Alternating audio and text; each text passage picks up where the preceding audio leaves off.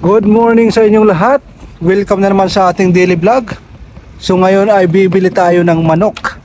Native na manok, Bisayang manok, Tagalog na manok. Ano mang ang tawag ninyo dyan? So papunta ko ngayon doon sa bilihan ng mga manok. So papakita ko sa inyo dito sa Middle East kung ano ba yung mga presyo ng native na manok. Kung pareho lang ba ang itsura ng native na manok sa Pilipinas at dito sa Middle East. Ayan, nagbabike ho ako. Ayan, yan yung aking service. So abangan nyo mga idol, punta ako sa pilihan ng mga buhay na manok. So hindi ko ipapakatay kasi pag bumibili ako ng manok doon sa mga buhay is hindi nila sinasawsaw sa mainit na tubig. Binabalatan ka agad ng ano lang, tinatanggal yung balat, kaya nahihinayang ako. So ayan, medyo nahihirapan ako sa kalisod kasi wala akong tagahawak dito sa aking camera. So ayan, patayin ko muna at kita-kits doon sa tindahan ng mga manok. Okay, donut cut. Ayan, yan yung mga presyuhan. Ayan ay ano yan, 60 real. Yung nasa ilalim is 80 real. So yung 60 real lang binili ko. How much this one, bro? The white one? 20 real. 20 real? Okay. Yung 45 this one is 20 real. Ayan, bro. Patinda. Ayan, kakatay tayo ngayon ng manok. This egg. This one for the. Yes, this one. Ayan, itlog yan ng native. Magkano ko ng sarili kong salt plastic. Doon silang mga doon silang mga pugo. Medyo naka-aircon pa yan, naka-aircon yan. Bintahan dito ng ng manok. Ayaw kong ipakatay kasi tatanggalan kagad nila ng balat, hindi nila sinasawsaw sa mainit.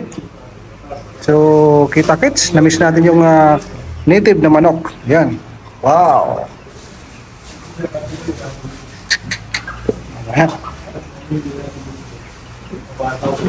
Make it nice, bro. Baby, it will fly.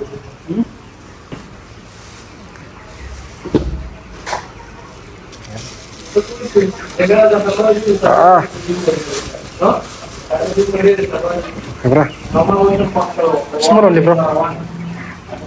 So ayan na, magkakabayaran na para makapagkatay na ako ng manok. Doon yung aking service, nakatambay sa labas. Mayroon na rin akong papaya na nabili. So ayan na yung ating manok. Malapit ako sa bahay. Yan yung ating papaya. Alam nyo ba yung isang pirasong papaya is 8 real. Isang piraso lang yan, napakamahal dito ng papaya. Ang pangalan din dito ng papaya is ganoon din, papaya din. So ayan, paunahin natin yung nakasasakyan. Ayan. Dahan-dahan lang. Ayan. Oops. Malaking palong yung ating pinili at medyo yung ayaw ko kasi ng medyo bata. Kasi gusto ko yung feel ko yung pagka native. Gusto ko yung medyo matigas na yung yung kanyang laman. Hindi naman yung matigas na mababali yung ating poste. So yung matigas na yung alam nyo, yung feel nyo yung native yung ating kinakain. So ayan. Ito daw ay 7 months. May live birth pa nga binigay sa akin eh. Sabi ko, sige, punta daw ako ng embassy. Doon na makikita yung galing pa dito ng India. Kailangan ko pang pumunta ng India embassy para makuha doon ng original nito na copy kung gusto kong ipaano yung kanyang live birth. So sabi ko wag na kasi hindi ko naman ito ita-travel sa Pilipinas. Magkakatay lang ako kasi nag-crave lang ako ng manok. So ayan, malapit na ako sa bahay. Papasok ko muna yung aking cellphone, baka ako mabalian ng buto. eh hindi ako makapagkatay eh. Ay siya, wala na tayong lusot. Nandito na. Ayan. So ayan, naghihirap sa kalisod, makakain lang ng native na manok. So kaway-kaway sa ating mga kapwa OFW na gustong magkatay at kumain ng native na manok. Maraming gustong kumain pero hindi marunong magkatay. So kita-kits sa ating napakasarap na putay. So ito na. Ito na yung ating dala-dala kayo na native na chicken. Sarap. So yung 45 days, tag 20 lang. Pero itong native na manok, tag 60. Medyo may kamahalan pero yun nga, naglilihi ako ng naglilihi ako ng native na manok. Kaya ganito yung pagkakatayo. Tapos ko nang hinimulbulan. Tapos ko na tinanggal yung buhok. Ngayon naman ay yung mga maliliit na hindi nakukuha, yan ay yan yung ating kukunin. So sarap itong ginataan. Tapos yung papaya na partner, tapos may tanglad na kopo inay, napakasarap.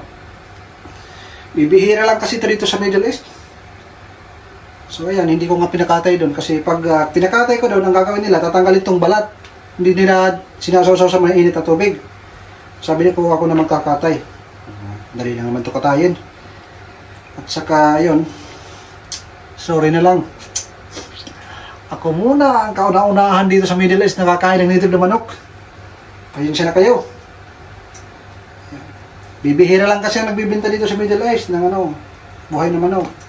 Piling lugar lang. Hindi lahat ng lugar mayroon nagbibenta ng native na manok. So ayan. Mamaya papakita natin yung resulta ng napakasarap nating ginataan. Bye!